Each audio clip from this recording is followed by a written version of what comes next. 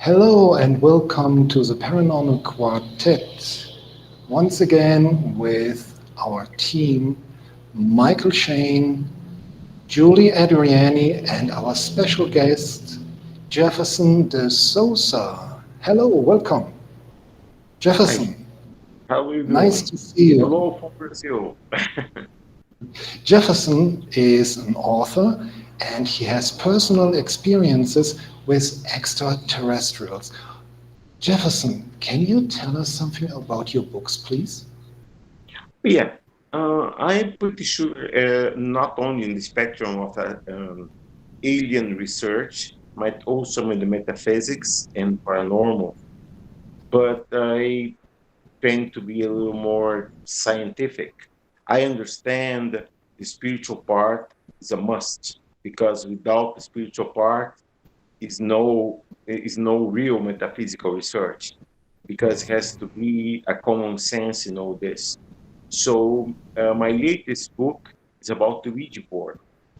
So over there, after I would say a few years of research, we realize about we are not talking exactly with the spirits of departed, but to be in contacting some sort of transdimensional intelligence, which somehow feeds on emotion, mostly um, fear, I would say. But I also incline to believe of the spirits of the departed can be reached by what they call the Necroverse, which is part of the Omniverse, which is an outer reality which lies beyond the multiverse, which we are part of with our universe. And here we dig a So, little bit later, a little bit deeper inside. Let me come now to the wonderful Julie Adriani. Julie, you are with us again. Wonderful. Good afternoon. How are you? Thank you. Good afternoon, everyone. Happy to be here. I'm doing good. Perfect. Okay, you will tell us later on what was happening to you during the last 6 weeks. We couldn't see each other and we couldn't talk about the paranormal with each other. There's many, many things what were going on, I guess, in your paranormal life. And as well, we have the good and nice and interesting Mychael Shane. Mychael, welcome. Thank you very much. It's really wonderful to be here again. I really enjoy it and meeting you, and I now get to meet Jefferson, and I'm excited to hear what's going on with him. And it's always good to see Julie. She's always smiling. Yes, and me too. But Michael, you just came back from Switzerland. Would you like to tell our audience a little bit what was going on in Switzerland? What did you do there? Well, my recent trip to Switzerland, we were there honoring a dear friend who passed away this year from unknown causes. He ran the PSI Parapsychology Institute in Basel, Switzerland, and he'd been doing it for over 30 years. And we were there, and we did some events. I did a red light séance, which people saw my body reconfigure into someone else, and the voice changed, and my bodily movements and stuff were different according to a person that watches everybody like a hawk. Um, and it was some good information that came through. Uh, there we did a healing seance, and people's lives, four in particular, changed. To But let me cut in here 1 minute. This information, what you got, was it related to this person who passed away, to your friend, or was it, there's no connection? both. Um, in fact, Lucius is his name.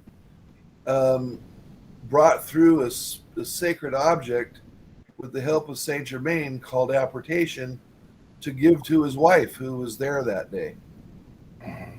And it was a bunch of ancient Swiss francs dating all the way back to the 1930s. You said there was a transformation in context of your body, how you spoke, how you moved. Are you in this kind of situations? Are you aware that something is changing inside you, outside you, or you are absolutely blacked out to this time? I'm in complete trance, so I'm not aware of what's going on. So there's someone who's taking over. Correct. And what is happening after it? How is the feeling to get back in your body? Do you have the feeling that you are outside your body? When I go into trance, I travel through the silver cord, and I go to what I call my happy place. And it doesn't really feel like you're out of your body, but it doesn't feel like you're in your body either. It's not very easy to describe. It's almost like you just are. That's really the best way for me to describe Where it. is this place? Is it in the astral realm, or would you call it in a different way? I call it the underverse, the void. Okay, so some people said as well, Saint Germain said, from the astral realm comes nothing good. Do you have experiences that sometimes something can dig in our reality, what is not good, especially in the seances? I could imagine that when the negative ones on the other side, they exist wherever we are. We know that when they know or feel there's positive energy, do they try to manipulate something in a way what is maybe not the way how you want it? Or is it all Honestly, every time perfect? honestly, yes. There are certain entities that we call dark entities or negative entities, and I am not speaking of demons and things like that, because I've never actually seen a demon. I don't believe demons exist. I believe that there's demonic energies, but as far as the consciousness is concerned, I can't honestly say that exists. But this is why you have in place protocols, and without going through all the protocols right now on the show, one of which is to do prayers of protection, and the other is to make sure that you have a spirit team that prevents these kind of things from occurring, and you do that in the affirmations. This spirit team, has every person what is so-called a spirit team, or only people who are trying to get in touch with the other side?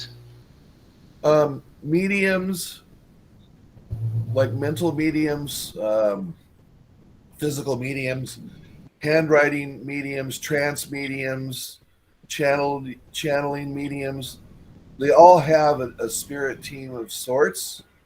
Some of them are very involved, like with physical mediumship, because that's an actual mediumship that the individual could actually lose their life. Um, uh, and so there's more in depth and more entities per se involved to make sure that the physical medium is protected. A mental medium, their team is not as vast as or as large, but they have what you call a guide, a mediumship guide, which will follow the protocol of protecting the medium from influence of outside forces, or even in some cases, preventing the medium's own consciousness to influence or interfere with the message. Here I would like to cut in and ask you a question. If you have contact with the spirit world and you finish your contact, did you ever have the experience that you had an attachment, or was it every time, well, you were so good protected that there was never an attachment you had to fight with, that you get rid of it? Quite frankly, yes. Yes, so you did. Yeah, I had a period of time for 20 years, from the age of 7 to 27 years old, that I call my dark ages. And during that period of time, I developed a number of attachments of earthbound spirits and other spirits. Now, those were removed through a process called regression therapy. But when I started opening up again to my mediumship at the age of 29, I didn't know of protocols. I didn't understand the process. And so, yes, I would develop a connection to a spirit that didn't belong. But it's easy to remove them because they're violating your free will. You didn't give them permission to enter. So once you're aware of their existence, it's simple to remove them. But it's knowing that they're there before you can move them. And that is why once the spirit team is actually connected and you're listening to them, because I was kind of a stubborn student in a lot of ways. And so they, by my request, either rescue angels or Master Babaji would remove them and put them either in a sleep state and take them back to whence they came, or help educate them and help them into the light. Question: is it possible to get rid of them, that no new spirit people can attach to you? Is it possible to get really rid of them forever? Yes, and that has to depend on your enlightened state and your spiritual awareness and the level. Here we speak about your own vibration, right? Yes.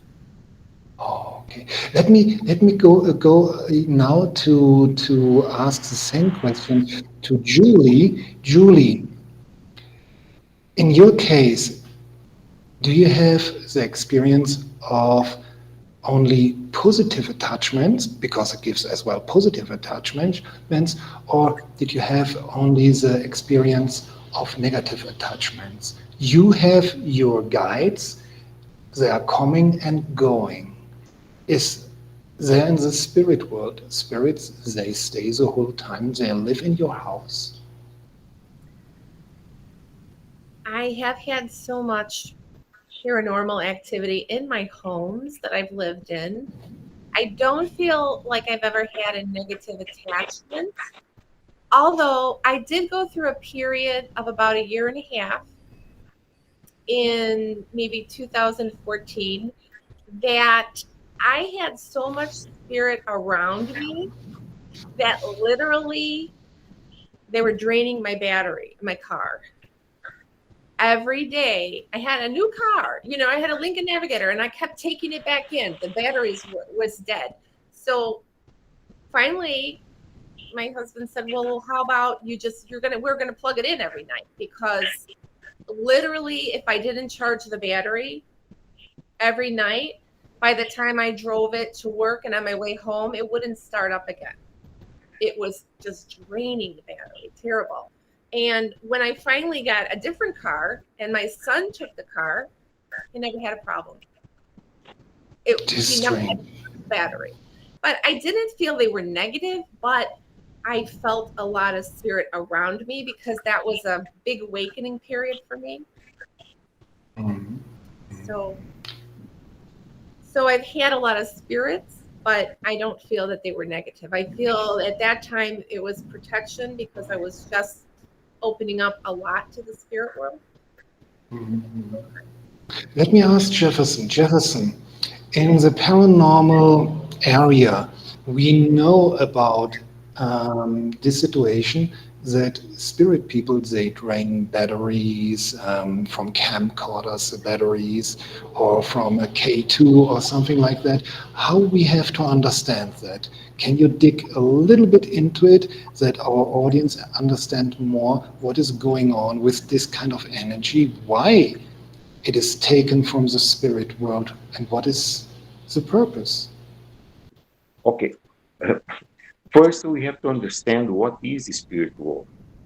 Is designation we, propose to try to understand a non-dimensional, non-temporal uh, area which exists outside our reality. Reality will be our dimension. It's better saying, not reality, but dimension, because all these energies, we only can know the ones we recognize. The ones we recognize are the one between the electromagnetic spectrum. So anything from gamma rays to X rays to everything else, we can recognize them. What happened to Julie, for example, the draining of the batteries.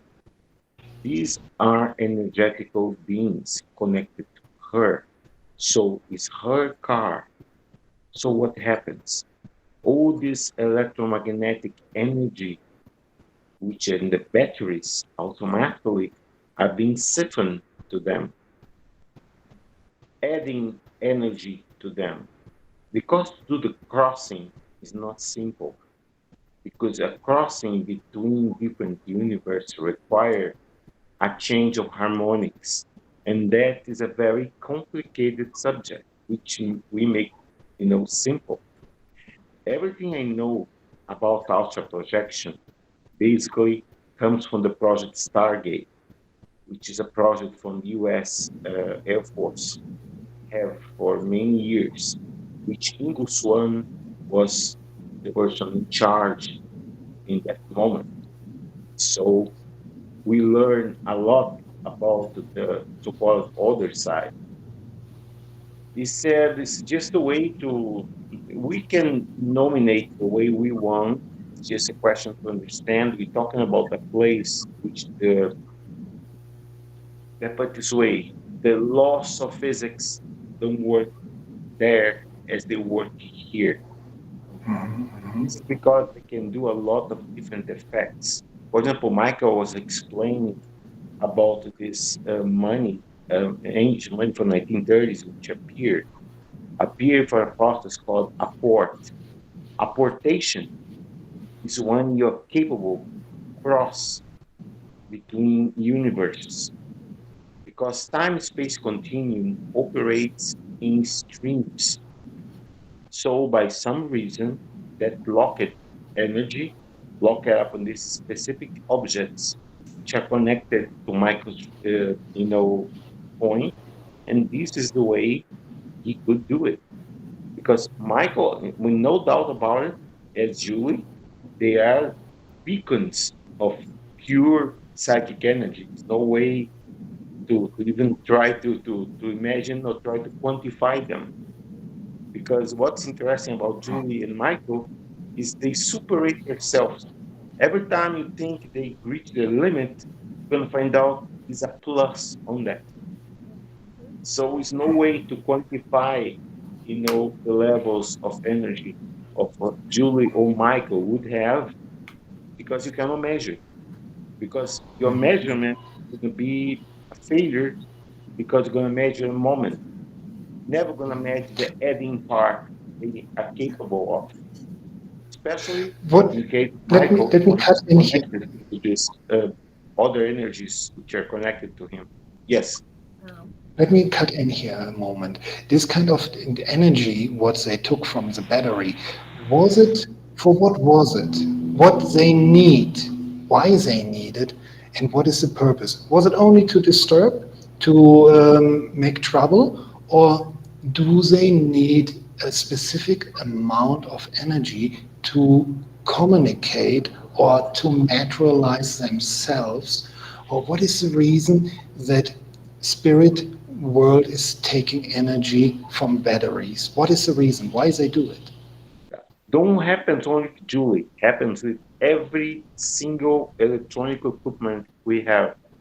It's part of a process of every time an entity is connected to this universe, automatically a drainage of energy will occur. This is because it happens so many times when you're doing a paranormal research and you check the equipments. That was the reason I used the K2. You're going to find the variations in the electromagnetic spectrum. It's because of this quantity of energy being constantly, shifting. It's part of a process. It's Okay. not. It's not just they needed to survive, but it's part of their nature. Okay, I Something see. they cannot avoid that. Sometimes the suppressing is a little more um, fluent than other times. The flowing is enlarged, and sometimes the flowing is just inconspicuous. Everything depends which kind of entity talking about, the conditions, or in the case of Julie, if she's connected to them, she's connected to them, a portal is open. In that portal, that they want, you know, and if they see an available point, why in the entire house they want the battery of her car? Because it's her car. It's a possession connected to her. Her bioenergy is imprinted on that. That was the reason when she gave the car to the son, a shifting of energy also occurred. And I bet you the problem was not happening in the same frequency or the same way. and never again. Yeah.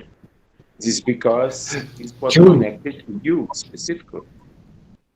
Yeah. Julie, tell us how it disappeared. This kind of effects.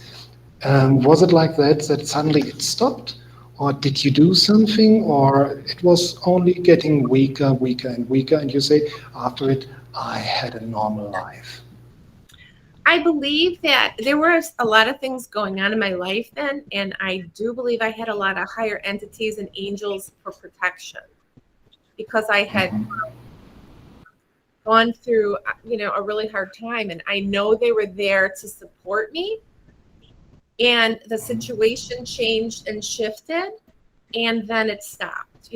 All this. I mean, it never stopped, but for the particular car, it stopped. But and I did have an encounter though with an ET a few years prior to that in that home. So, I don't know if that had something to do with it either, but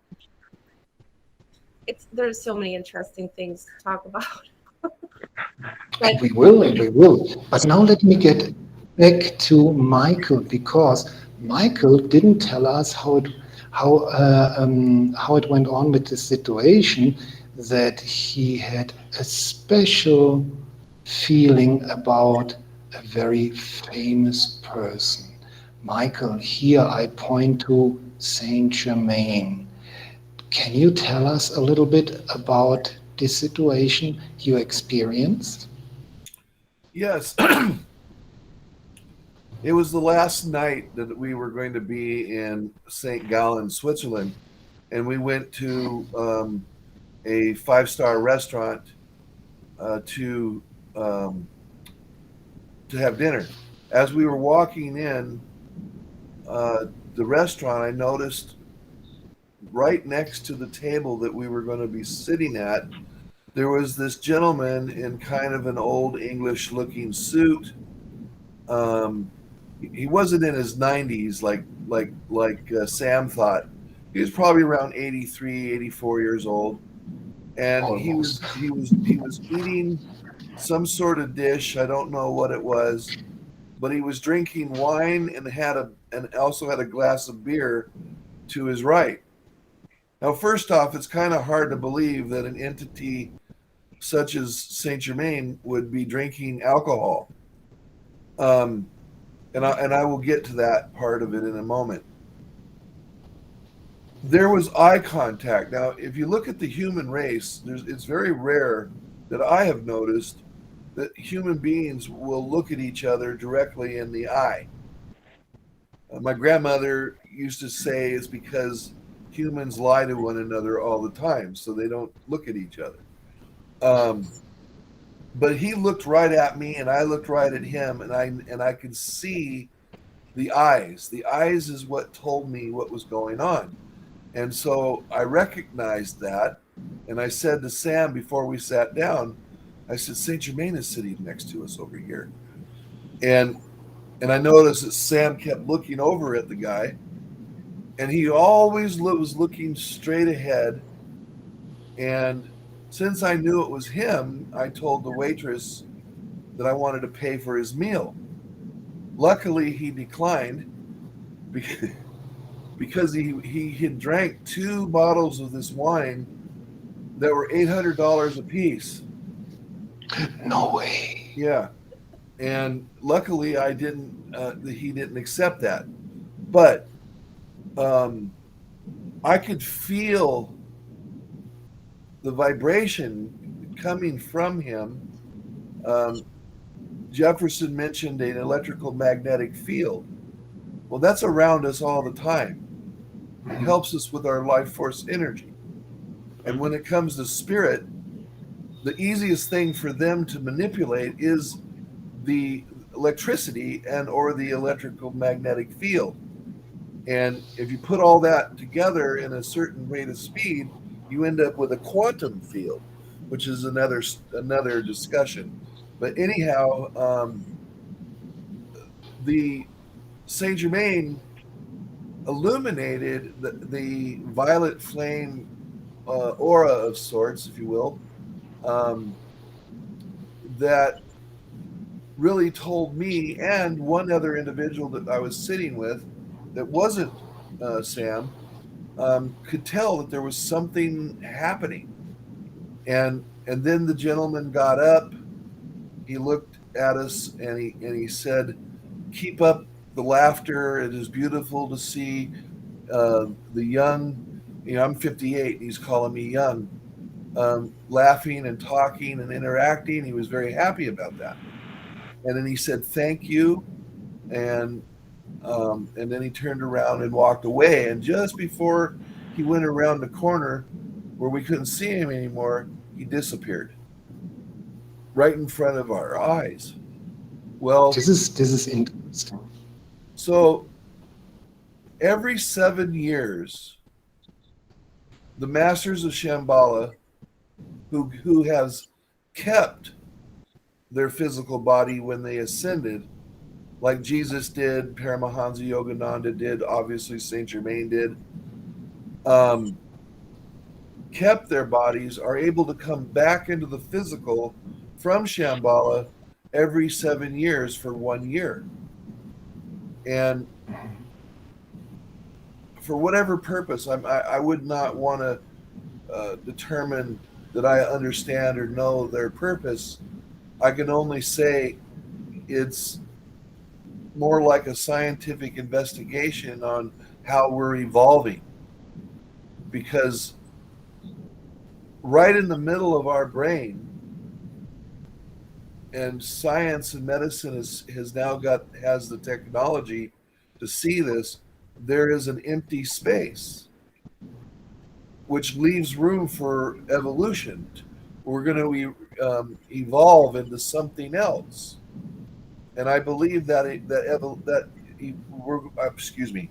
I'm getting excited, so hold on a second. I believe that evolving part is where we actually shed our physical appearance, which I believe is an illusion, into a light body where we can travel through light. And I don't mean the light when you turn on a switch, travel through light and recognizing that space and time doesn't exist the way we seem to understand it, and that we are in a constant field of energy where we are already experiencing the future and the past and the present, all simultaneously at the same moment in time. And Saint Germain calls that the mandala effect. And it has something to do with quantum physics, where you take a smaller sphere of some kind of metal, put it in a bigger sphere, and have it spin as fast as you can, and it opens up a time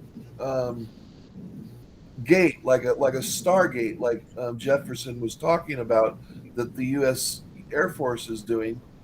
And if you think about it, that's kind of what our Earth core does. So we must be in and out, given the proof and evidence that time exists simultaneous. That there is no past, present, and future. That everything is now. Can we understand it like a specific vibration area? I mean, we are here because we vibrate. We can feel what we can see what we see because it is vibrating in the same, let us call it matrix. When it is out of the same possible vibration, what we can see, feel, and touch, would it be maybe a different dimension, or maybe the past or the future? Well, most definitely. And if we were to go into depth here with, for instance, Sana Kamara, he would say that there is no separation between the past, present, and future. There is no spirit world. There is no third dimension. There is no physical um, dimension. That it is a space of light that exists simultaneously in the same space of light infinitely. And so this means basically what he's trying to say, what we experience is something like frozen light. I'm waiting to hear from him. May Yes, go ahead. I would say first, Marcus, the light of Michael is talking about, they are not photons. He's talking about a different kind of light, a kind of quantum light, a cosmic energetic light, which go beyond between the electromagnetic frequency we understand by photons. It's not talk about that light, it's talk about other light. Okay. The interesting thing concerning Saint Germain, I have access to a huge file about him. And the reason why he was there degusting physical food and drinking physical liquor is because he's being noted for centuries of accumulated through age very different one of these transdimensional beings. That's right. Centuries for Astro. For him, it's just a couple years. And one thing about even if he seems and appears human, is everything but that. You know, he can interact with humans, he can make conversations. He can talk. He can actually be in the human environment. But we're talking here about being extremely more evolutionary than we are. We're talking here about a being capable to actually change his matter. The age of his suffering is not because he's suffering like us, degradation of cells. It's because he decided for the appearance he's supposed to have. And he feels like connected to an older age because he feels more acquainted to the work he's been doing. Not only his, but a lot of other masters who walk on this earth among humans. Because the human experience is something like we are facing, especially this year more than any other, a transformation like we never imagined before. We are changing without even realize. We have what they call the paradigm shift. So large, so big, which go to cosmic proportions.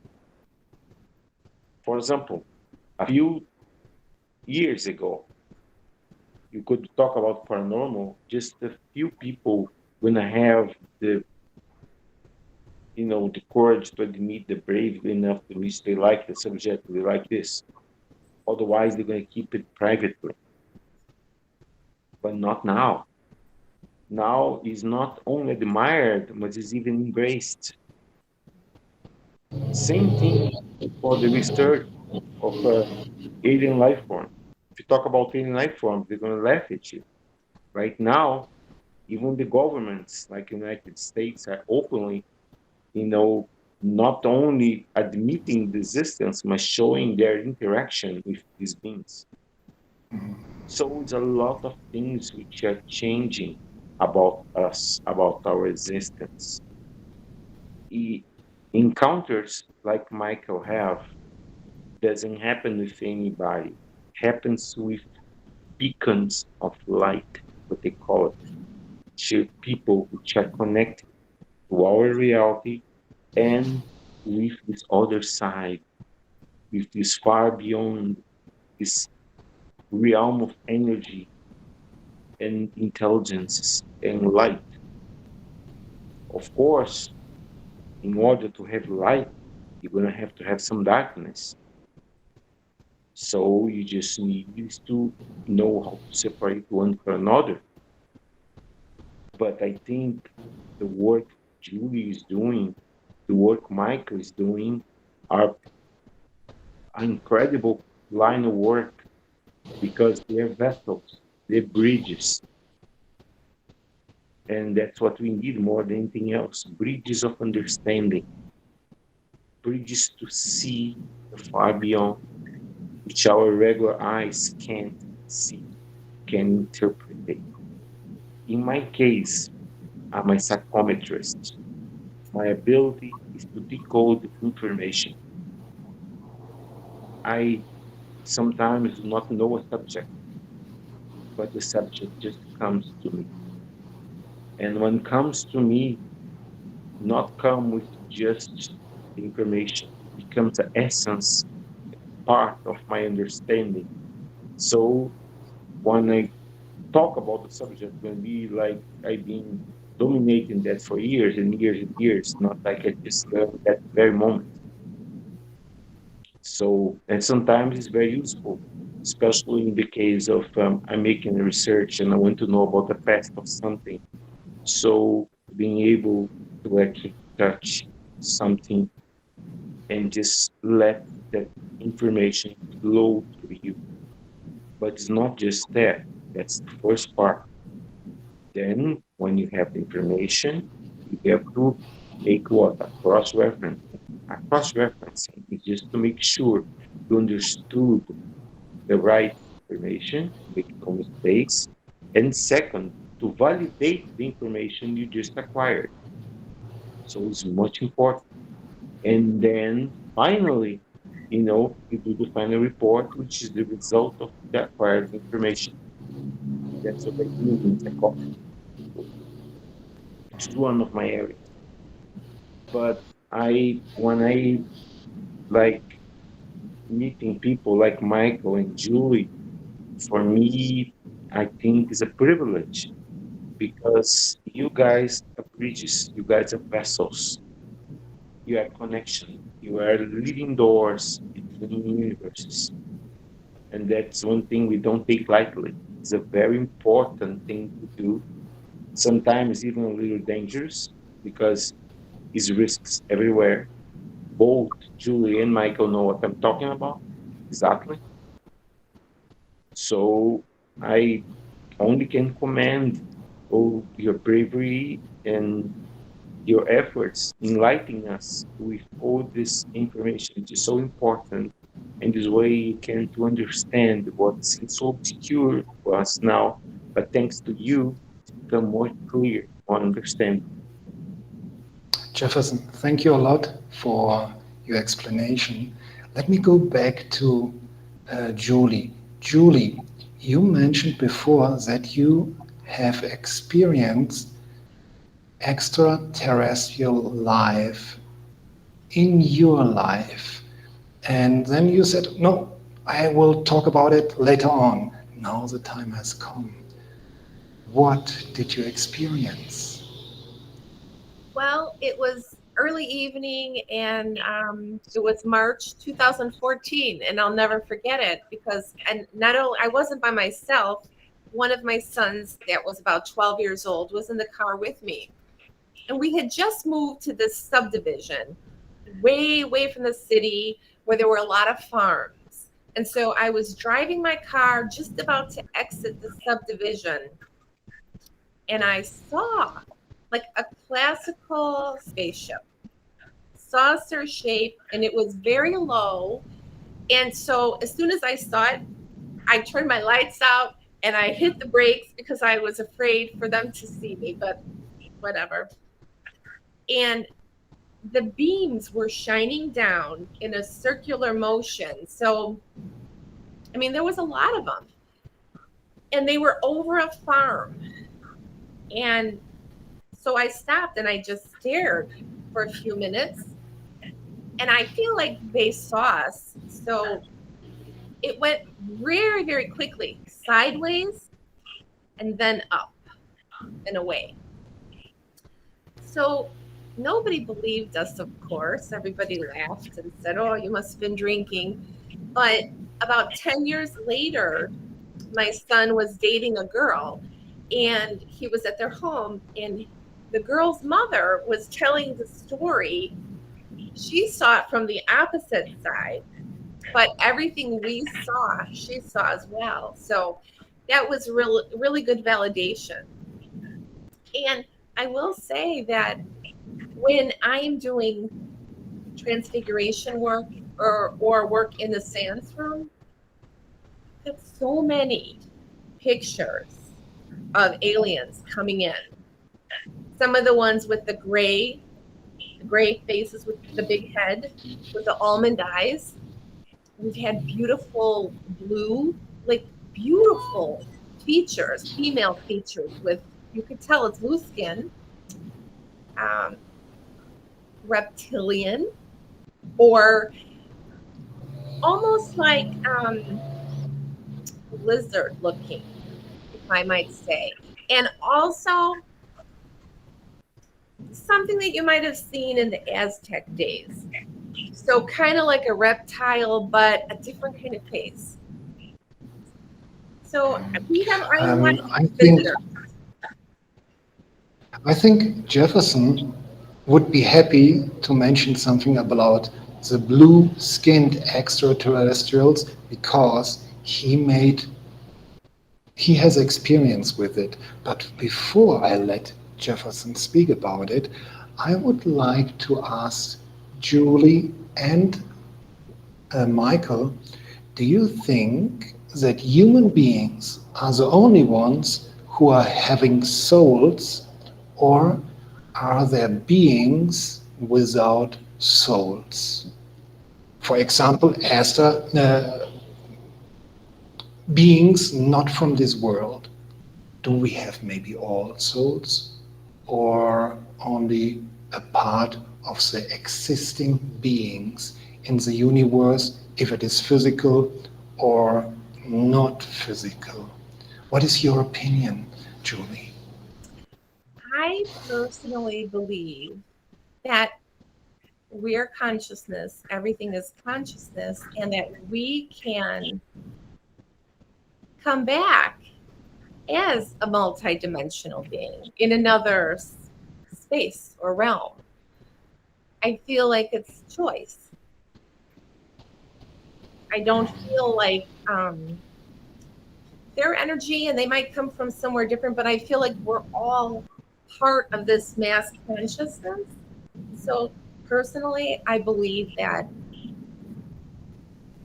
I came from aliens. Like, not, I feel very connected to space. I always have been.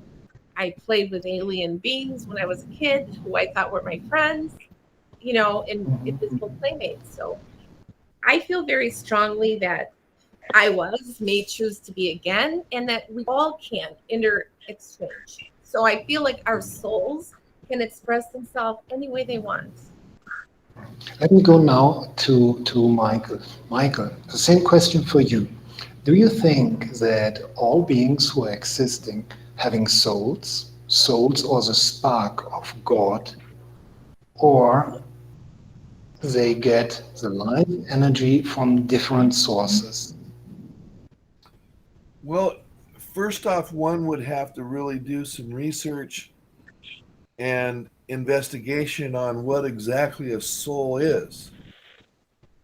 What I believe and what I have learned working with the masters is souls created by God is an aspect of a singular creation, meaning humans are souls. They're not humans. That's just an earth name. What humans are souls, okay? And the angels or angelic is what they are. They're angelic. That would be the similarity to what a soul is. It's titled a soul for humans. The angels, when they were created, they were created as angelic. When humans were created, we were created as a soul. So I believe that all life is connected to different elements of energy, different creations. I believe that there is a God of divine consciousness, but I believe that there are different elements of divine consciousness, not just a singular one. Like Can you go deeper into it? I would say that even God had parents, or some element of a creation that's beyond our comprehension, as God is to us beyond our comprehension. We limit it to something that we would understand, so we think of God as being some guy up there sitting on a throne with a long gray beard, or an alien of some sorts. So I believe, for instance, let's say some of these beings, like for instance Ashtar from the Ashtar command, I believe his creation is different than ours. So I would not necessarily say that he's a soul, but he's something else. But it's just as great and grandeur as, or even maybe even beyond the concept of a soul.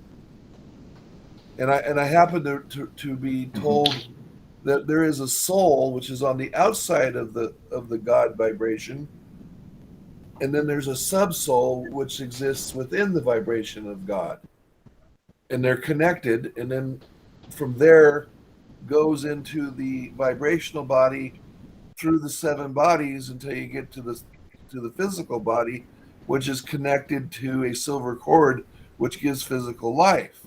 And all of that in reverse, knowing there is no forward, reverse, sideways, which ways, it's infinite, goes into the soul itself as kind of a hard drive of sorts, taking on education and information as it evolves. And every life entity separate from the souls, I feel, has a similar scenario. Maybe not all created at the same moment, but what is time anyway? So I very strongly believe in more of a simple answer here, that what an angel is angelic. What a human is a soul. And I remember being in Basel just recently, or not Basel, St. Gallen, and I had said to somebody So that he doesn't have a soul, and he freaked out because he thought the God took his soul away. What I was meaning was, I believed he was an angel incarnate in the physical to learn what it's like to experience duality. does it exist that an angel can incarnate? Some Yes. people they say yes, other people say no. Yes, I believe they do, for more reasons than I'm willing to say. But there's truth in pretty much every story. Fallen angels. That doesn't necessarily mean that they are kicked out of heaven and they went into a pit and became demons and stuff. I don't believe that one for a moment. But I do believe the angels, by choice or just because, come here. And from what I was told is, when an angel first arrives on Earth, they have no idea who and what they are. They have amnesia. And then when they go through the death experience, then they reincarnate and attach to what I have dubbed a borrowed soul, so they can exist in a what we believe to be a physical body. And their intention here is to learn the concepts of duality, good and bad, because in the angelic realm, there's neither. It just flows in a balanced mode energy. And so they come here to understand what that duality or separation is. And then when that part of their intent is resolved, they return to the angelic realm where they also continue to evolve. And Is it not basically like they take the same way like human beings do? They incarnate, they go back where we belong to in the not physical world. We see we could get better, or we reach our goal, but we see there's something what is missing. We reincarnate again in a different body, in a different time maybe, and start to learn again. Is the learn process that we go through as well reflected, in your opinion, in angels, that they do the same? Yes, I do believe that is the case, because I believe that knowledge is infinite. There isn't there you never run out of the opportunity to learn and to retain knowledge. It's infinite. And I won't say it's exactly the same, because there is no two people exactly the same. So the experiences and the outcome of those experiences will be different, which goes to the issue of one's truth. Your truth and my truth is going to be different. There may be similarities. And then there's that other question, well, which one of our truths is the truth? And it's both. You see, it's the perception of the individual. And so when you come back into a different experience, you're still connected to the soul, but you come through with a different spirit. Some believe that God created the spirit. I was taught that God created the soul, but the soul is what created the spirit. And it is a different spirit every time one incarnates, which is why we have hauntings, because the original spirit from the time before still has a energy signature here on this timeline. You see? Do you believe that human beings reincarnate not only on this world, they go through a reincarnation process on different planets, that there are maybe blue, gray, tall ones, white ones, Nordic ones. Do you think that it is the evolution process of all the human beings that we have to reincarnate on different planets? Well, yes. Okay, so simply I would say human beings or souls are not indigenous to Earth.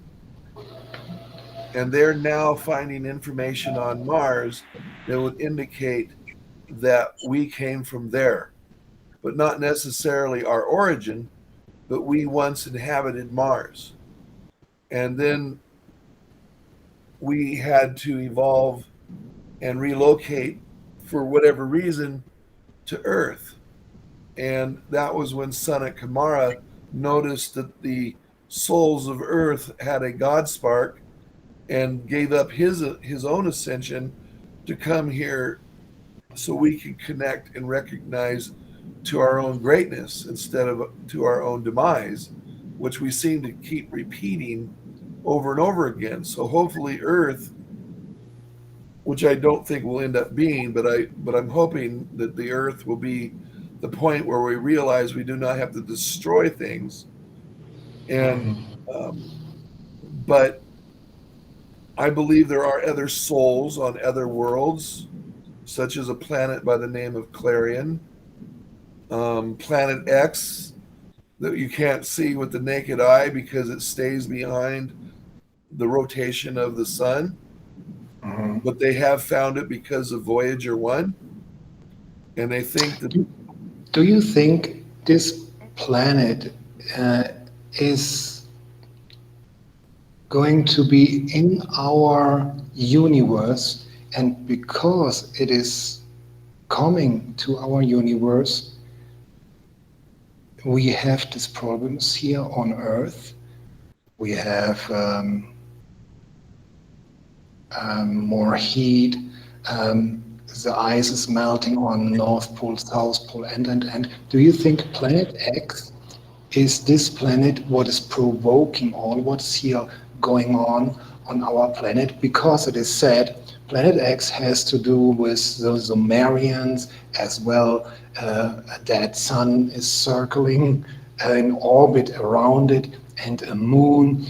It must be, Planet X must be very big. And there was a man 40 years ago, he said, this Planet X is coming to our solar system, and on the world it will happen things we never believed will happen. He spoke about that it's getting hotter, that we have a lot of eruptions, and do you think it is true? It is this planet what Sumerians were speaking about, or the world where Sumerians came from? No. Good short answer to a question. Human beings have a tendency to always want to point fingers and blame something else for the problems. In reality, and I think Jefferson might agree to what I'm about to say, what we're going through on Earth right now is a natural process of Earth's growth. It's just like you. You start out looking like this little baby, and as time passes, you change, and you go through different changes. And women, and when they get to a certain age, they go through menopause, which I like calling menopause. and men do too, which we call our what do they call that, the midlife crisis.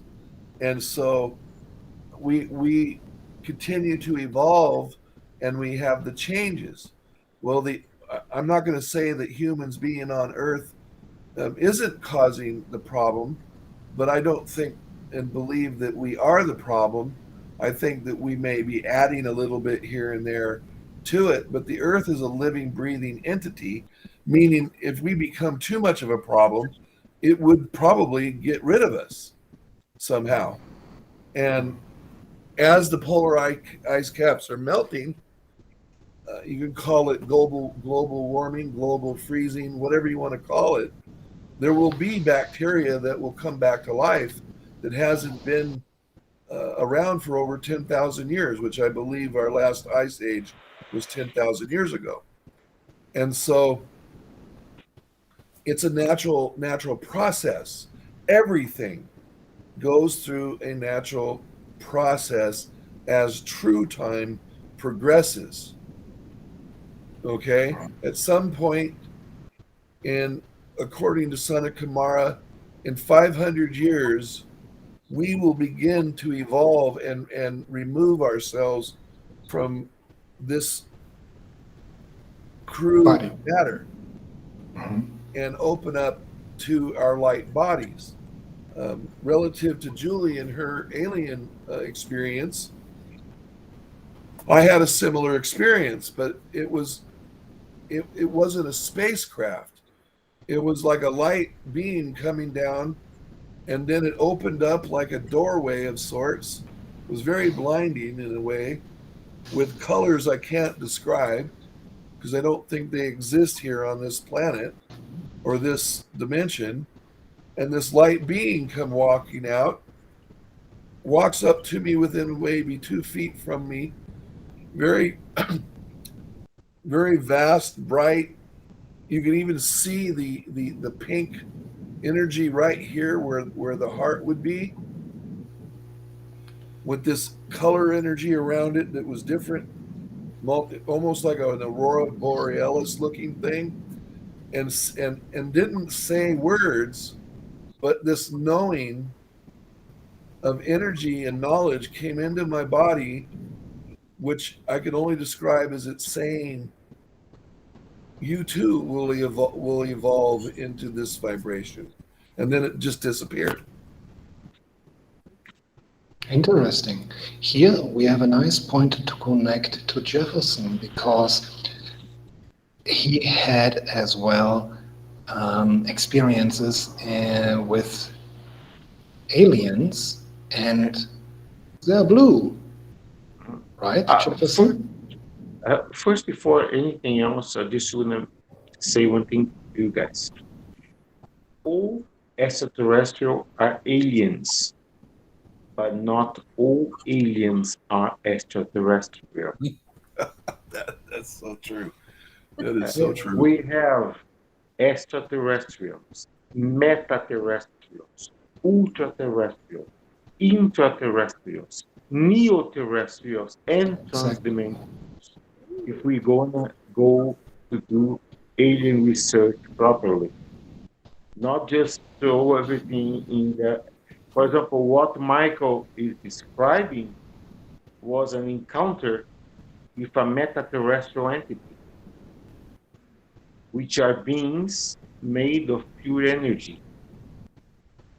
They are conscient intelligences who travel beyond worlds. They do not need technology because they are not physical. So they don't even have planet origin. They allegedly were born in quasars. So these kind of entities travel between planets, helping in the evolution of the dominant species, distinctive dominant species. Other thing, Marcus, you were talking about the Sumerians. The Sumerians are connected to the Anunnaki. The Anunnaki are connected to the Nibiru planet. Yes, I didn't remember the name Anunnaki, Uh, and so I uh, linked it quite wrong. You are absolutely right. uh-huh. And the Anunnaki are not extraterrestrials. They are transdimensional beings. Nibiru is a planet who exists in other universe, who during occasions are capable to enter our universe to a vast vortex, who allowed the planet to exist in our universe for a period. Last period was eons. So has to do with the big planetary war which culminate in the destruction of two planets, in the devastation of the ecosystem of the fourth planet, which is Marada, which today is known as Mars. Used to have oceans, used to have forests. Everything was destroyed with the destruction of Phaeton, which was a planet in the fifth orbit. This, how do we know of this planet truly existed? It's not just a figure of our imagination, because he left proof behind.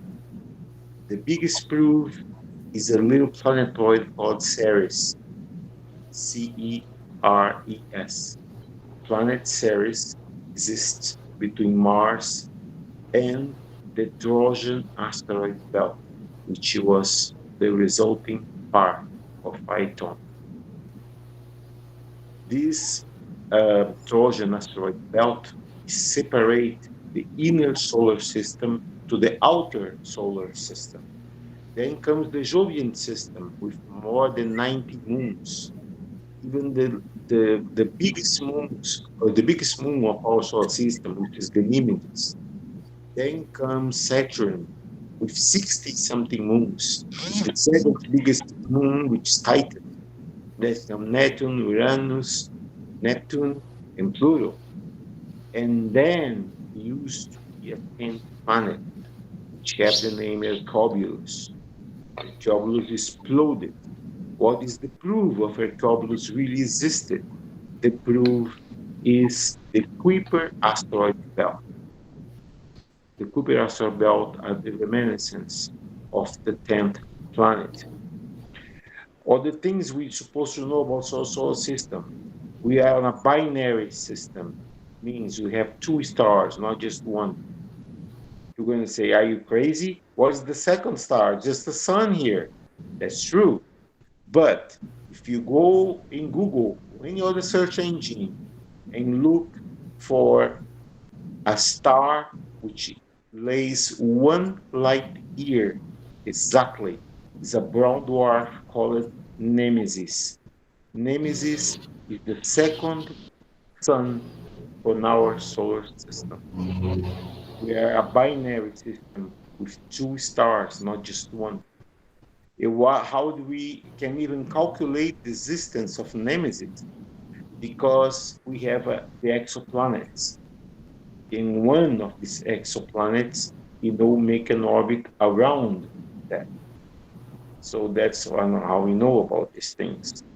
Talking about the souls you're talking before is a reason why any life form, intelligent life form, doesn't matter how much resources they have, to come here from another solar system requires a lot of resources to be used. It's a very dangerous travel to travel for there to here.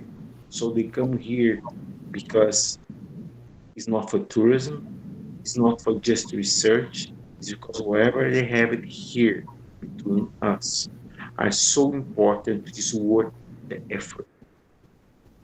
So you ask about souls. Every single thing has the equivalent of a soul, but only intelligent beings, only beings with conscience and intelligence have what they call a more, let's say, advanced soul. And what about humans? Well, that's one of these reasons that beings come here. They don't come here for knowledge genetics. They already know everything they need to know about us for inside and outside. They know about Earth and about the distinctiveness of Earth for centuries, for millennia already. So what they come here, because the biggest secret for these beings is understand the principle of the human soul. Our soul is a cosmic soul, a divine soul, but the soul of an infant. We do not have the understanding of the experience to actually validate us as cosmic beings. We are like a fetus waiting to be born. So they are all trying to understand us before we achieve our potential. Because once we achieve our potential, we're going to be like the extraterrestrials. We're going to have no need for a physical form. We're going to have no need for technology. We have no need for a body or even a planet. So, based on all these things, how I'm telling these things to you, how I got this knowledge from.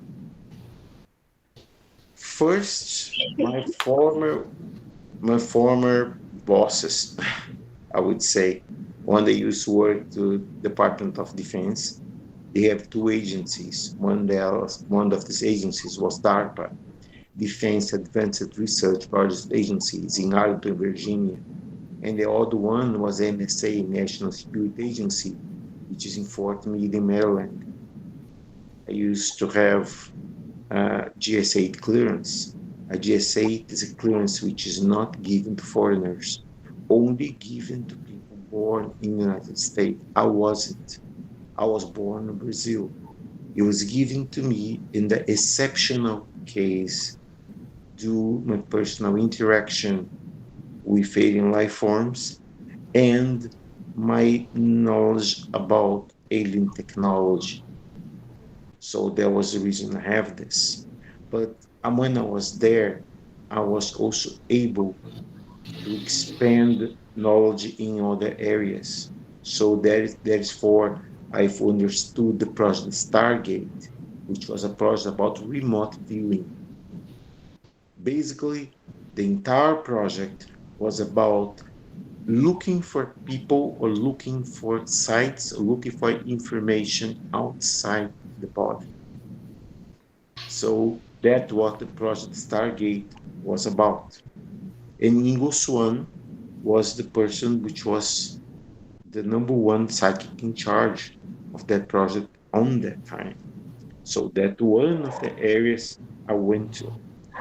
Then I entered the project Mnemosyne, which was a project to research about transdimensional universes. So we understand about our universe, about the multiverse, and about one thing called the omniverse. The omniverse is what everything else, even that entities of Michael was mentioned before, they exist in that reality, outside time and space, outside anything we can conceive or even try to understand.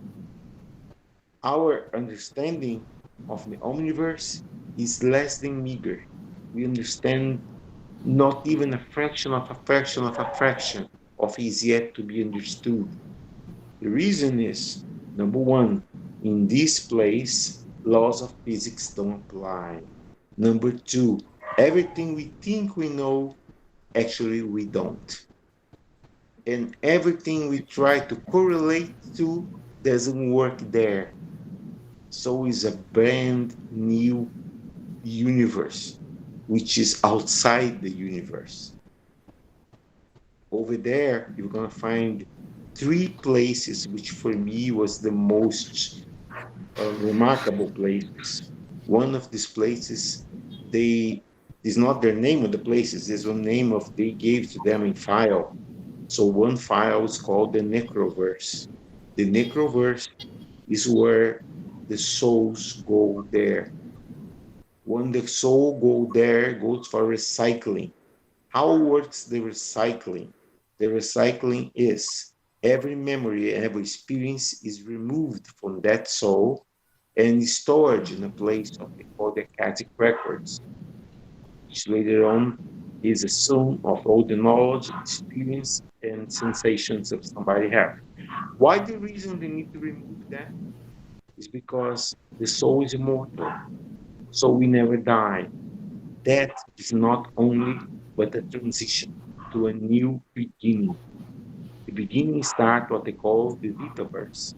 The Vitaverse is where they're going to find you a new bio vessel, a new body, necessarily on Earth or another place, where you're going to continue your existence.